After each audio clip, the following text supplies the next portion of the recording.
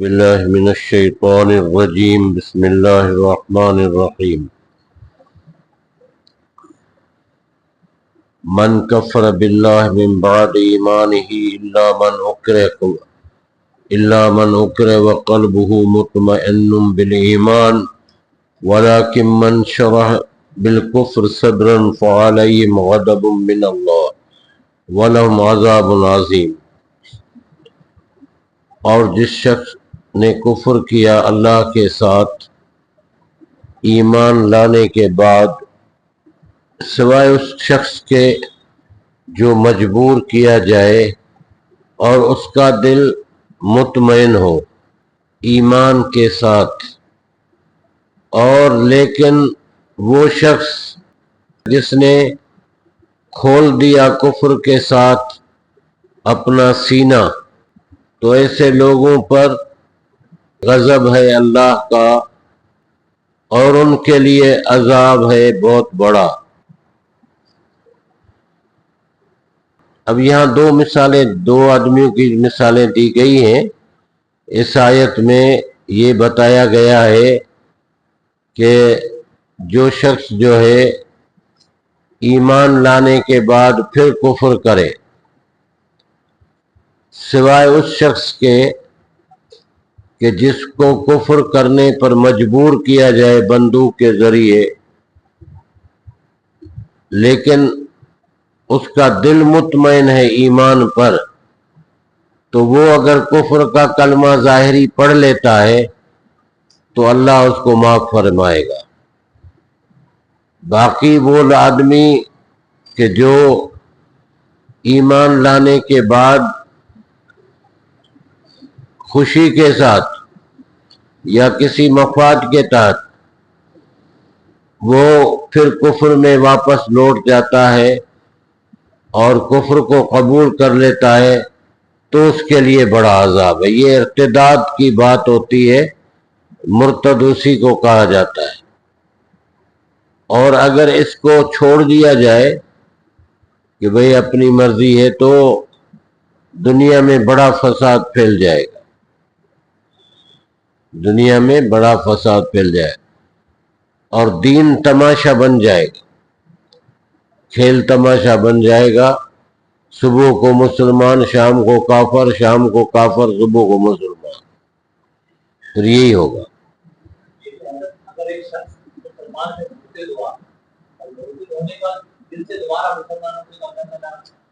آپ پھر معافی تو معافی ہو سکتے۔ اچھا، دوسری بات یہ ہے کہ فوجی نظام میں بھی ایسا ہی ہے کہ اگر فوج میں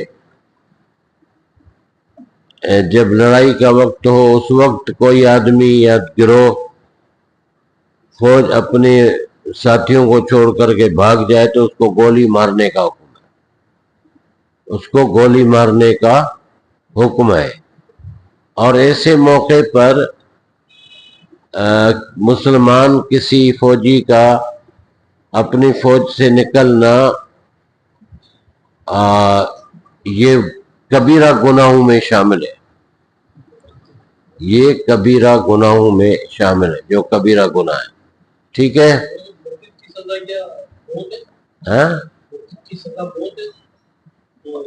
مرتد کی سزا قرآن سے ریاست سزا دے گی، ثابت بھی ہو جائے۔ ذالک بأنہم مستحب الحیات الدنیا علی الآخرۃ وان اللہ لا یہدی القوم الکافرین۔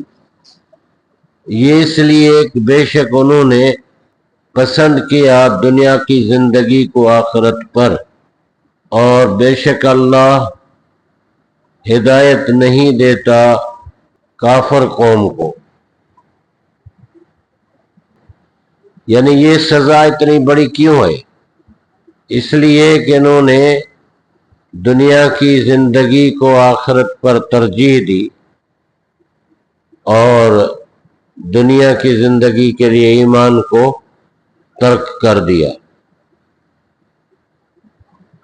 اولئک الذین طبع اللہ علی قلوبہم وسمعہم وابصارہم واولئک هم الغافلون،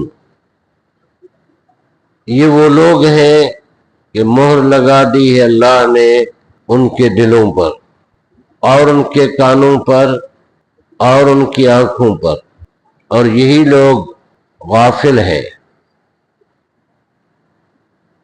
لا جرم انہم فی الآخرۃ هم الخاسرون، یقیناً بے شک وہ لوگ آخرت میں خسارہ پانے والے ہیں۔ ظاہر ہے کہ خسارہ انہی کے لیے۔ ثم ان ربک للذین ہاجروا من بعد ما فتنوا ثم جاہدوا وصبروا ان ربک من بعدها لغفور رحیم،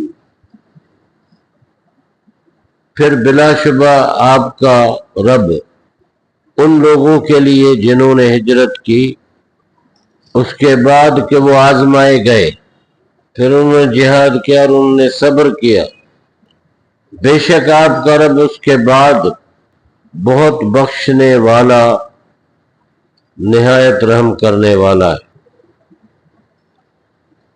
یعنی ہجرت اس وقت جو تھا معاملہ وہ آسان نہیں تھا، لوگوں کے مال ملکیت پر کافر قبضہ کر لیتے تھے، مکانوں پر قبضہ کرتے تھے، ان کے بچوں کو پکڑتے تھے اپنے پاس رکھنے کے لیے۔ اس وقت جن لوگوں نے ہجرت کی، پھر جہاد کیا، استقامت اختیار کی، تو اللہ فرماتا ہے کہ اللہ ان کے لیے بہت بخشنے والا اور رحم فرمانے والا۔